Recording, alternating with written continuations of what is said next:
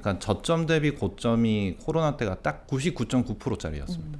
근데 지금이 거의 70% 살짝 넘는 수준이니까 이 정도 폭을 제공한다는 거는 사실 좀 지수 자체가 그 정도 제공된다는 거는 정말 다이나믹하고 사실 쉽게 벌어지지 않는.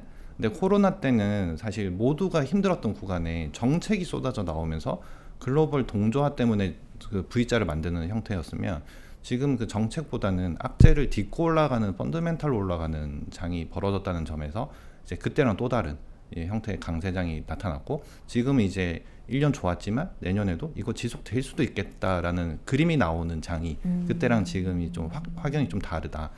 올해 70% 지수 그로스가 나왔다는 거는 정말 이례적이다. 그리고 내년에도 이 정도로 올 거냐? 그거는 모르겠다인 거죠. 왜냐하면 4천이 5천이 된다라고 하면 그건 25%짜리 숫자가 나오는 거니까 그 정도 게임은 아니어도 이 이례적으로 강세가 벌어졌던 게 지속될 여지, 그 다음에 환경은 만들어져 있다. 한국장은 이렇게 종목장이 될 거냐? 그러니까 주도하는 섹터와 대표주가 있으면 수익은 낼 수 있다. 그게 기본적인 값이었는데 올해는 이제 지수가 움직였죠. 그런데 그 사실 올 초는 너무 이제 정치적인 변화가 많다 보니까 그렇죠. 이거는 우리가 예상한다기보다는 대응의 영역이었고, 근데 이제 어쨌든 우리가 6월달 기준으로 대선이 끝나버리는 상태에서는 이제 처음으로 한국의 지수를 건드릴 수 있는, 그러니까 멀티플을 건드릴 수 있는 이벤트가 발생됐기 때문에 그때부터는 어쩌면 이거 한번 좀 오랜만에 처음 보는 장이 열릴 수도 있겠다라는 좀 생각을 했었습니다. 그래서 연초에는 사실은 이 정도까지는 생각 안 했었고 대신에 종목은 되겠다 이 생각은 했었고요. 왜냐하면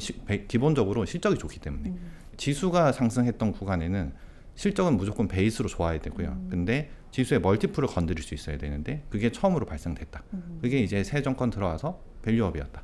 이제 이게 지수의 이제 멀티플을 건드린다는 네. 건 조금 쉽게 풀면 뭘 밸류에이션을 더 줄 수 자극하는 있는. 거예요? 그러니까 예, 그 전에 이제 한국 장이 뭐 예를 들어 제일 많이 그 거리가 되는 게 PBR이고, 그렇죠.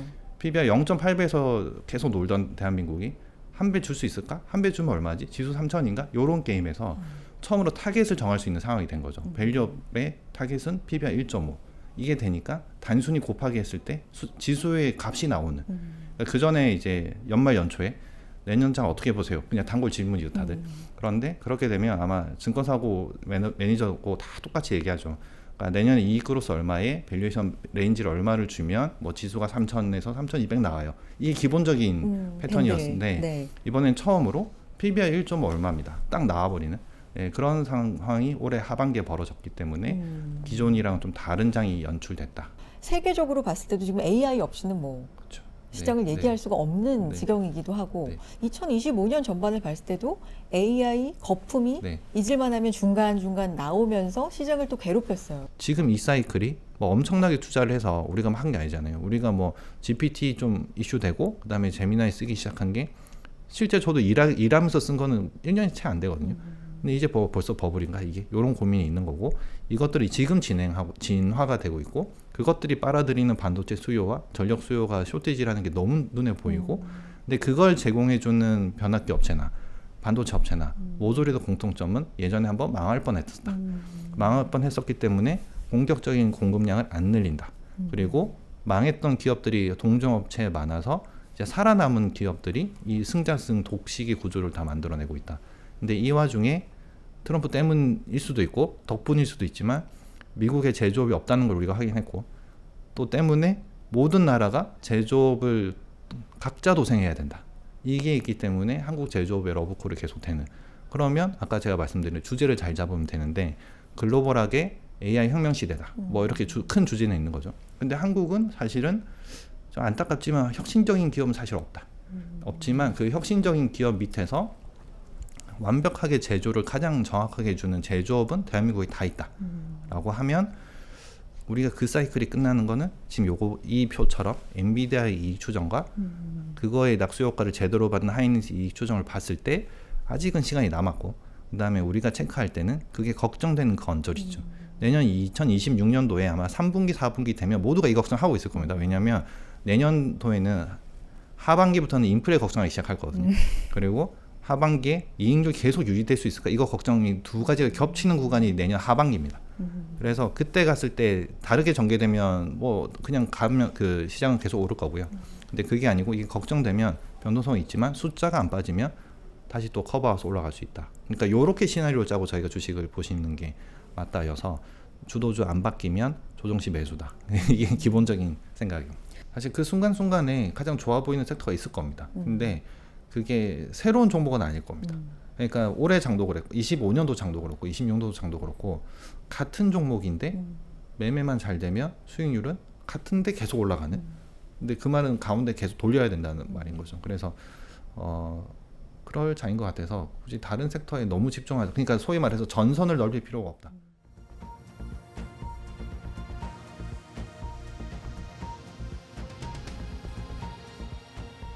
저희 올해 상반기 같은 경우는 아무래도 이제 반도체를 빠질 수 없을 것 같아요. 반도체 역시 네, 역시 반도체 어쩔 수 맞습니다. 없다. 네. 반도체다. 맞습니다. 대신에 이게 반도체가 왜 올랐는지랑 두 번째로는 그 반도체가 오른 주요 이슈들이 어떻게 진행이 될지가 핵심일 것 같습니다. 우선 반도체 주요 상승 이유는 다 아시겠지만 일단 빅테크 기업들, 가령 마이크로소프트나 아마존 같은 우리 소비자들한테 우리 데이터를 공급하는 이런 업체들의 캐펙스, 즉 데이터 센터의 투자 캐펙스에 대한 가이던스가 7월에 처음으로 상향이 됐었고요. 그리고 이게 10월에 한 차례 더 상향이 됐습니다. 그래서 이 부분이 저희는 이제 수요라고 보고 있어요. 그래서 이러한 빅테크의 즉 주요 고객들의 AI에 대한 수요가 증가를 했고, 그리고 이 수요에 맞춰서 메모리 반도체들이 워낙 좋아졌습니다. 그래서 이러한 메모리 반도체들이 또 수요가 워낙 많은 와중에 공급을 단계에는 올리기 어려우니 이러한 수요 위에 있는 상황에서 이제 메모리 가격이 상승을 하다 보니 우리 주요 한국에 있는 메모리 업체들의 실적이 3분기 특히 4분기에 많이 좋아지는 게 지금 특징이라고 봐주시면 좋을 것 같아요. 그래서 특히 이 12월 18일 날 마이크론의 실적 발표도 여기에 한몫을 했습니다. 지금 큰 폭의 서프라이즈를 기록을 했고요. 그리고 특징이 있습니다. 2026년도에 HBM이 완판됐다라고 언급을 했고요. HBM뿐만 아니라 레거시의 마진도 상승을 한 게 주요 특징입니다. 그래서 이러한 빅테크의 캐펙스가 좋았고 가격이 좋아서 최근에 한국의 삼성전자, 하이닉스를 비롯한 주요 업체들의 실적도 워낙 좋은 편인데요.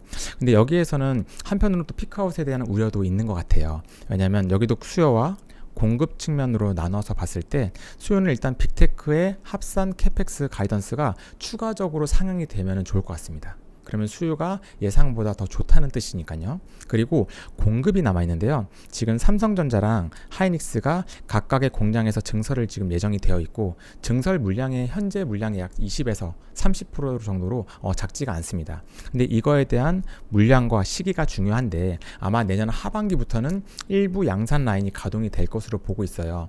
저희가 이거를 걱정을 하는 이유는 과거에도 삼성전자 하이닉스가 돈을 많이 벌었을 때가 있었습니다. 근데 그때 공급을 좀 많이 늘려서 빠르게 사이클이 종료가 되고 이후에 적자로 갔던 경험을 두 차례가 있었거든요. 그래서 이번에도 지금 너무 좋은 거는 동의하지만 이게 혹시 공급단의 이슈 아니면 수요가 축소가 되면서 과거처럼 또 사이클이 짧게 끝날 수 있지 않을까라는 우려가, 즉 피크아웃에 대한 우려가 있는 것 같아요.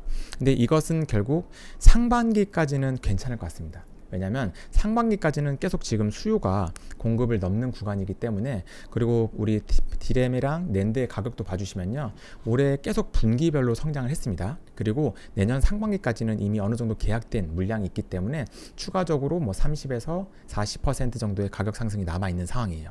그런데 이제 하반기가 되면은 하반기에는 이제 내년 내후년의 양산 물량에 대한 부분도 좀 반영이 되기 때문에 그때의 공급과 수요를 비교했을 때 수요가 여전히 우위가 있다, 즉 공급에 대해서 어느 정도 통제가 잘 되고 있다라는 컨센서스가 상향이 되면은 이 부분이 생각보다 한국에 있는 이 반도체 기업들이 실적을 잘 버는 시기가 좀 더 길어질 수 있을 거라는 기대감이 생길 것 같습니다. 그래서 이러한 피크아웃은 결국 내년 상반기에 하반기나 후년을 예측한 수요와 공급이 수요가 여전히 좋다 플러스 공급이 안정적이다라는 게 확인이 되면은 추가적인 상향 이슈도 있을 것 같아요.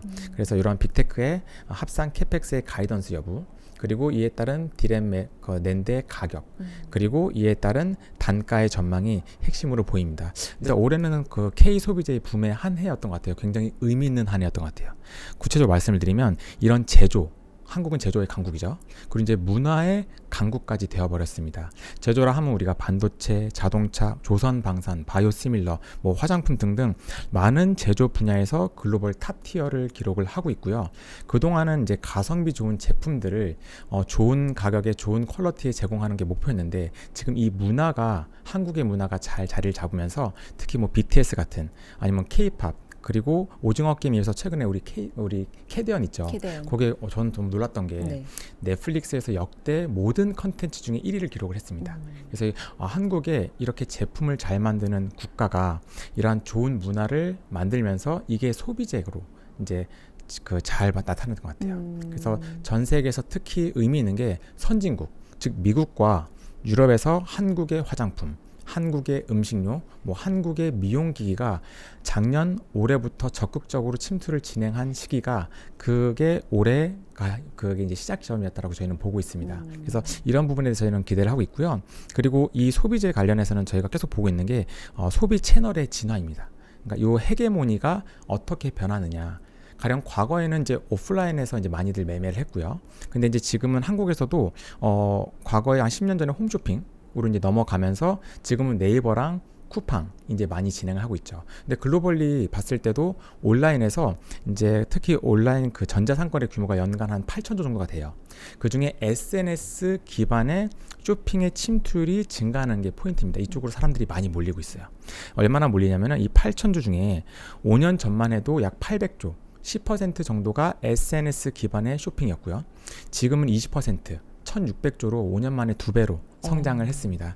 그래서 이러한 틱톡, 뭐 인스타그램, 유튜브, 샤옹수 같은 이런 지표들이 워낙 중요해졌고요. 여기서 쇼핑이 많이 발생하니까요. 그래서 여기서 힌트를 얻는 게 저희의 주요 좀 강점이자 투자 포인트가 됐다고 봐주시면 좋을 것 같아요.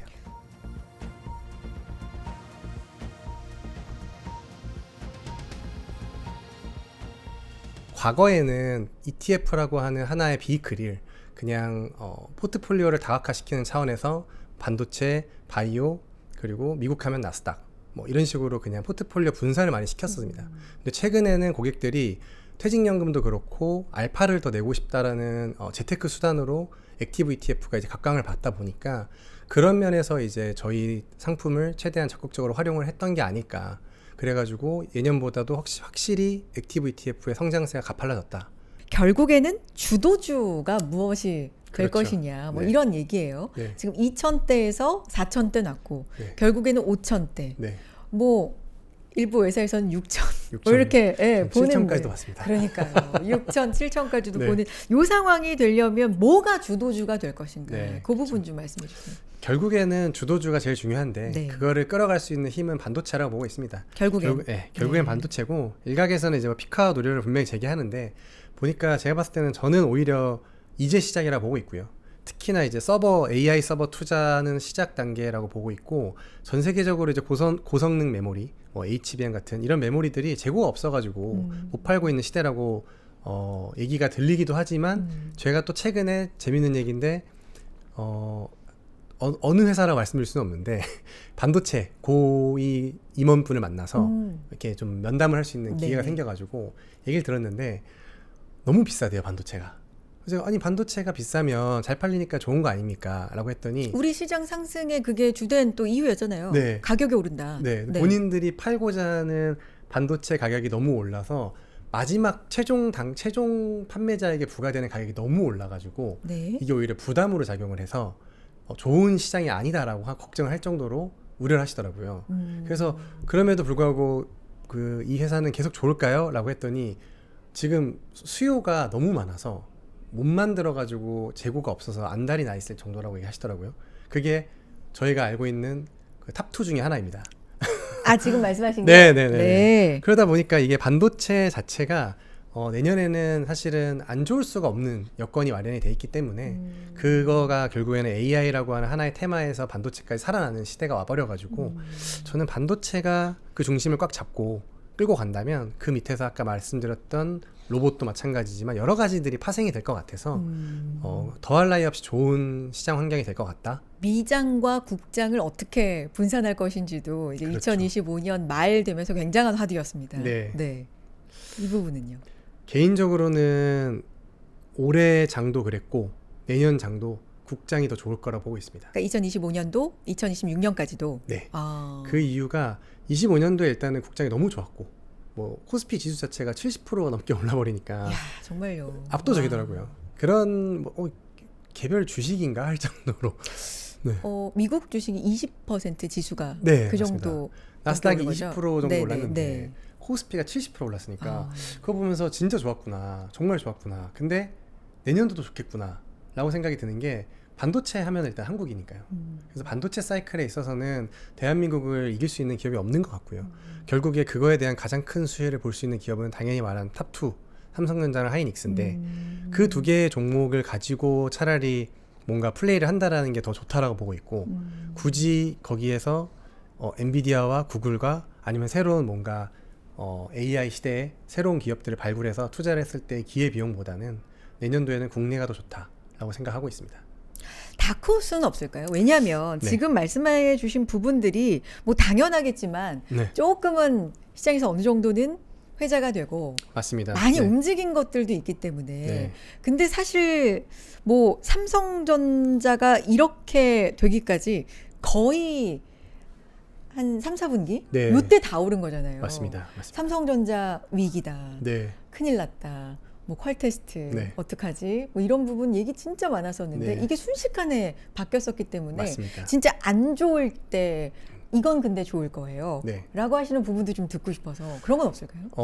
올해 생각보다 그 자동차 섹터가 되게 안 좋았거든요. 그냥 흐지부지했던 느낌이었었는데 오히려 저는 내년도에 현대차를 좀 좋게 보고 있습니다. 네. 현대차 밸류체인이라고 얘기를 제가 할 수 있을 것 같은데 네.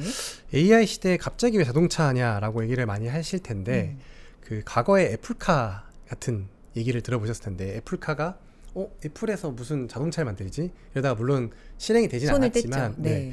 그런 논리에서 보면은 피지컬 AI라고 하는 하나의 테마가 내년도에 성공을 한다면 국내에서는 그거를 가장 대표적으로 보여줄 수 있는 케이스가 현대차라고 저는 보고 있습니다. 그러니까 네. 자동차 띠이 네. 아니라 네, 피지컬 AI. AI 맞습니다. 아. 꼭 로봇으로만 한정 지을 필요는 없고요.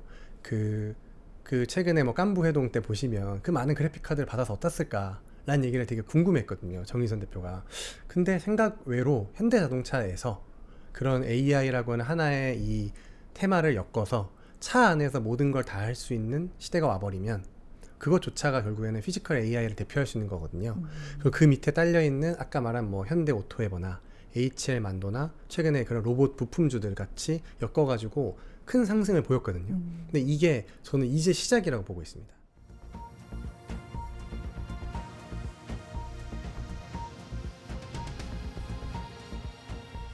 또 한국 바이오 산업에서 2025년은 정말 의미 있는 한 해였습니다. 어떤 면에서요? 기술 수출이 되게 굵직하게 많았는데요. 뭐 일라이릴리나 머크, 뭐 GSK 이런 큰 기업들과 하는 기술 수출, 그것도 단일 물질이 아니라 이제 플랫폼 기술 수출이 많았습니다. 뭐 알테오젠, SC 제형, 그다음에 이제 리가캠은 ADC에서의 기술을 보유하고 있고 또 ABL 바이오의 그 BBB 셔틀, 네, 요 부분이 되게 사실 컸죠. 네, GSK에 이어서 또 대형사랑 한 번 더 계약을 했기 때문에 이런 기술 수출이 플랫폼 기반일 때는 단일 제약사만 되는 게 아니라 복수의 제약사와도 가능하구나. 그리고 정말 큰 제약사들과 의미 있는 딜을 할 수 있는 역량이 있구나. 그런 측면에서 한국 바이오 산업에는 되게 큰 한 해였던 것 같습니다. 제가 말씀드린 것 이외에도 일라이릴리랑 사실 계약한 회사들도 수많이 있고요. 또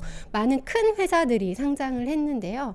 네, 약간 이제는 레벨이 좀 달라지지 않았나. 네, 그렇게 생각이 됩니다. 바이오가. 네, 한국 바이오의 위상이 예전과는 많이 달라진 것 같습니다. 특허권이 만료가 되고 네, 특허권이 사라지면 약값이 떨어지는 거죠. 네, 그러면은 매출에도 그게 타격이 있기 그렇죠. 때문에 그거를 공백을 메우려면 네, 뭔가 파이프라인 기술 이전 새로운 거를 네, 좀 찾아다니는 네. 글로벌 빅파마들이 많은데 네, 우리는 기술을 갖고 있고 네, 요 니즈가 서로 네. 맞았다. 네. 이렇게 이해하면 네, 되겠습니까? 네, 근데 맞습니다. 요게 이제 2026년에도 이어질 것인가인데 좀 긍정적으로 보시나 봐요? 네, 저는 긍정적으로 보고 있습니다. 그래요? 네. 아까도 제가 이게 네. 한 레벨이 올라왔다고 말씀드렸잖아요. 그리고 물질 특허 같은 경우는 한 번 제가 이 제약사에 그 물질을 팔고 나면 다른 제약사에는 팔 수가 없죠. 근데 기술 수출 같은 경우는 SC 제형이라든지 아니면 BBB 셔틀 같은 경우는 어떤 물질을 이제 뇌혈관 장벽 안에 넣어주는 거잖아요. 그렇기 때문에 그 물질은 각 제약사가 가지고 있고 그 기술은 ABL 바이오에 있기 때문에 사실 추가로도 가능한 거죠. 근데 이제 지금 연말에 그 ABL 바이오의 그 아주 기쁜 소식으로 주가가 이제 업종이 많이 올라서 이제 내년에도 이제 좀 기대에 못 미칠 경우 변동성은 있겠지만 저는 길게 보면 이제 격이 달라졌다. 네, 이렇게 생각합니다. 제가 AI 그 인프라의 버블이 저는 아직은 아니다라고 말씀을 드렸지만 이제 내년에도 그 의심은 계속 될 것 같아요. 버블이다 아니다 논쟁은 계속 옵니까? 네, 계속 네. 될 것 같고요. 그리고 지금 이제 단기적으로는 병목이 에너지 쪽에 있기 때문에 그 에너지 쪽에서의 문제를 어떻게 빨리 해결할 것이냐. 네, 그게 되게 중요할 것 같고요.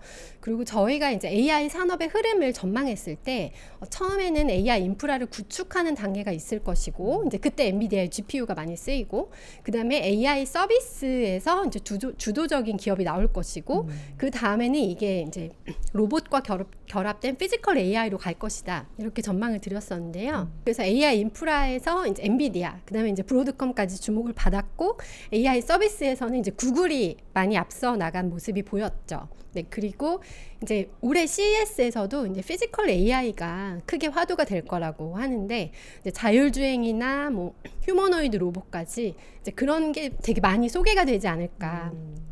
네, 그래서 올해도 그 흐름이 계속 이어질 가능성이 좀 높다고 보고 있습니다. 근데 에너지 산업에서의 병목이 해소되는 게 이제 그 AI 그 인프라가 원활하게 깔리고 서비스가 잘 되는데 좀 중요하지 않나 보고 있습니다. 그래서 2026년에 저희가 생각하는 화두는 에너지입니다. 네. 에너지. 그러니까 네. AI 네. 중에서도 그게 타고 연결고리를 찾아가다 보면 결국에는 에너지가 될 것이다. 네. 그런데 이제 2025년을 돌아보면 사실 결국에는 거품론이 나올 때마다 지나고 보면 요때 샀어야 되는구나. 맞습니다. 이랬었던 예. 거잖아요. 네. 근데 본부장님 말씀도 그럼 반복될 거다. 네. 거품론은. 네. 그러면 그때마다 그렇게 흔들릴 때마다 결국에는 2025년에 배웠던 것처럼 사야 된다. 뭔가 네. 매수 타이밍이다. 뭐 이렇게 봐야 될까요?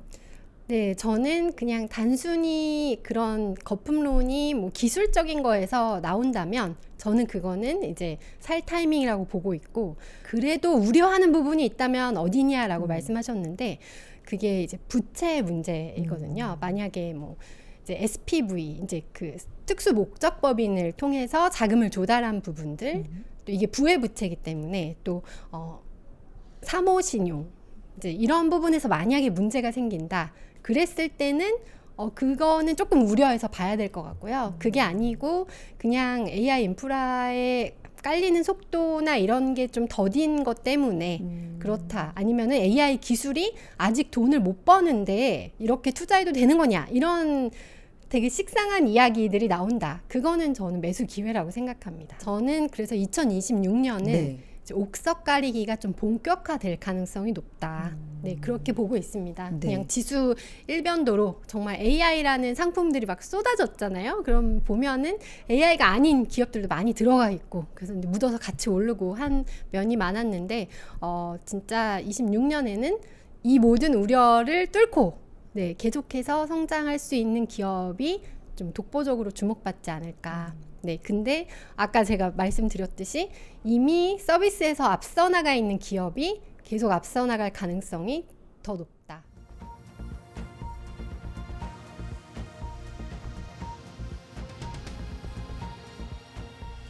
말을 영어로 하면 호스, HORSE라고 얘기를 하고 있고요. 네. 굉장히 운영하시는 분들 그리고 마케팅 하시는 분들이 머리를 싸매고 2026년에 대해서 한번 전망을 해봤어요. 그래서 HE 같은 경우에는 당연히 첫 글자니까 굉장히 상징성이 크거든요. 그렇지만 저희는 강력하게 얘기한 게 2026년이야말로 AI 산업이 변수에서 상수로 고정이 되고 그리고 우리 현실적인 눈에 보이는 그런 해다라고 생각을 해서 눈에 보이는 AI 산업 그러면은 가장 가깝게 휴머노이드 로봇을 볼 수가 있거든요. 그래서 H를 휴머노이드 로봇으로 정했어요.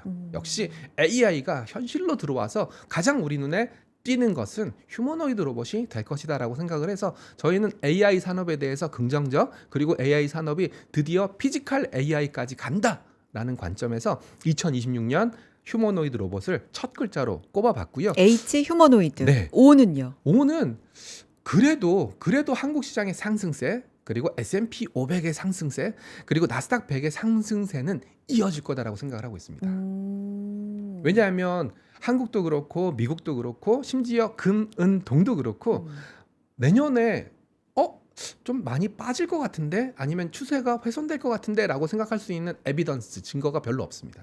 금 가격 같은 경우에도 역시 중앙정부들은 금을 매집하고 있고요. 은 가격 같은 경우에는 최근에 많이 오버슈팅 하긴 했지만 결국은 은이 자산, 투자 자산으로서의 개념과 산업재로서의 개념이 결합되어 있는 커머더티지 않습니까? 그래서 딱히 산업적인 수요 또는 투자 자산으로서의 수요가 꺾일 것 같지 않다.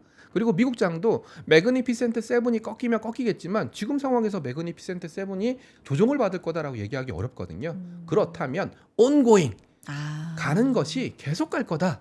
즉 추세를 따라가라라는 말을 두 번째로 던지고 있습니다. 그러니까 2025년 말 후반부의 흐름이 좀 그렇습니다. 이어질 것이다. 이 후반부라고 정의 내리긴 좀 그렇지만 2025년의 흐름이 전반적인, 2026년에도 계속될 가능성이 높다. 특히 이거는 한국에 있었던 조방원한테도 던지는 시그널이 굉장히 크거든요. 조방원 내년에 꺾일까? 라는 생각을 해보면 저는 노 아닙니다라는 생각이 너무나 강하게 듭니다. 왜냐하면 조선은 여전히 LNG선 모멘텀이 살아있고요. 그리고 조선은 방산까지 붙어있는 상황입니다. 그런데다가 뒤에서 말씀드리겠지만 방산 같은 경우에도 러시아 우크라이나 전쟁이 끝났다고 해서 평화의 시대 이제는 무장 안 해도 돼 라고 얘기할까요? 아니면 거봐 무장 더 해야 돼 라고 얘기할까요? 저는 후자라고 생각하거든요.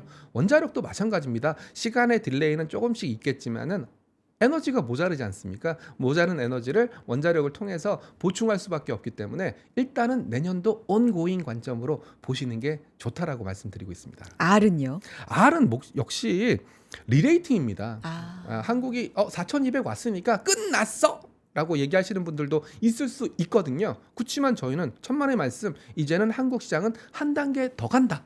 이렇게 얘기를 강하게 드리고 있어서 저는 뭐 개인적인 의견이지만 한국이 좋아 미국이 좋아 2026년이라고 물어본다면 저는 한국이 좋다라고 얘기하는 사람이거든요. 요거는 최근에 정책적인 방향과 아닙니다. 개인적인 의견입니다. 무관하게도 개인적인 네. 의견으로도 왜냐하면 한국은 숫자가 보이거든요. 네. 이 숫자라는 것이 저희 같은 애널리스트 출신들한테는 굉장히 중요한 건데 네. 숫자라는 게 실적 그리고 P, Q 이게 다 보이면 어쩔 수 없어요. 그냥 저희는 리레이팅을 줄 수밖에 없거든요. 실적 추정치가 계속 올라가는. 그렇죠. 그런데다가 결국은 내년에 삼성전자를 필두로 해서 전력기기 업체들까지 미국의 공장을 증설을 했지 않습니까? 그렇다면 거기서 Q도 늘어나는 거고 그렇다고 해서 P가 떨어질 거냐? AI 산업 관련된 반도체 특히 반도체에서 P가 떨어지는 거 보신 적 있나요? 가격은 오른다. 오히려 쇼티지인데 영업이익률이 하이닉스 60% 이상 나고 있는데 60% 이상 영업이익률 나는 상황에서 P를 떨어뜨린다? 가격을 떨어뜨린다? 그건 있을 수 없는 일이거든요. 그래서 저는 리레이팅 내년에는 한 단계 더 업그레이드 될 가능성이 높다라고 강조해서 말씀을 드리고 있습니다. HOR까지 했죠. 네, S는 슈퍼사이클이에요. S. 네, 슈퍼사이클인데 이 슈퍼사이클을 과거에는 AI 반도체한테 슈퍼사이클을 들이댔지만 슈퍼사이클을 들이댈 만한 섹터 산업들이 굉장히 많아졌어요. 뭐 있어요? 전력기기. 네, 전력기기도 슈퍼사이클이라고 얘기를 하고 있어요. 워낙 미국은 전력 산업이 노후화된 데다가 전력망이 노후화된 데다가 데이터 센터를 지을 때 전력망 갖추지 않고 데이터 센터 짓는 일은 죽었다 깨어나도 있을 수 없는 일이거든요. 그래서 전력도 슈퍼사이클, AI 반도체도 슈퍼사이클, 그리고 아직은 초창기라고 할 수 있지만 뭐 휴머노이드 로봇과 관련된 피지컬 AI도 결국은 슈퍼사이클로 가지 않겠냐? 저는 그런 생각을 하고 있어서 슈퍼사이클에 진입한 산업들을 꼼꼼하게 뜯어보자라는 생각에서 슈퍼사이클을 강조하고 있고요. 마지막으로 이는 에너지를 할까? 네, 에너지도 말이 되는데. 고민을 네. 굉장히 많이 했었는데요. 에너지 그러면 보통 원유, 뭐 이런 것들을 많이 아. 떠올리시거든요. 근데 원유 가격 지금 굉장히 안 좋지 않습니까? 낮지 않습니까? 네. 그래서 저희는 이지 인컴. 이지 인컴 네. 어떤 의미일까요? 최근에 저희가 ETF로 세미나를 나가게 되면은 가장 많이 하는 질문 중에 하나가 저 연금 자산에서 어떻게 월배당 200만 원 만들까요? 저 1억 있는데 100만 원, 월 100만 원 그 포트폴리오 어떻게 만들까요? 이런 질문을 굉장히 많이 받거든요. 그러니까 한 달에 좀 안정적인. 그렇죠. 네. 한국도 고령화, 미국도 고령화, 그리고 중국도 고령화, 일본도 고령화기 때문에 고령화 시대에서는 적극적인 투자보다는 인컴을 통한 안정적인 현실적인 안정성을 추구하는 포트폴리오 수용자들이 많이 생겨날 수밖에 없거든요. 그래서 저는 한 살 더 먹었으니까 역시 고령화에 따른 인컴. 근데 인컴인데 어렵게 인컴을 얻기보다는 쉽게 인컴을 얻을 수 있는 방법에 대해서 월 100만 원, 월 200만 원, 월 300만 원처럼 좀 쉽게 인컴을 창출하려고 하는 그런 수요자들, 투자 수요자들이 늘어날 거다라는 생각에서 마지막은 이지 인컴으로 정해 봤습니다.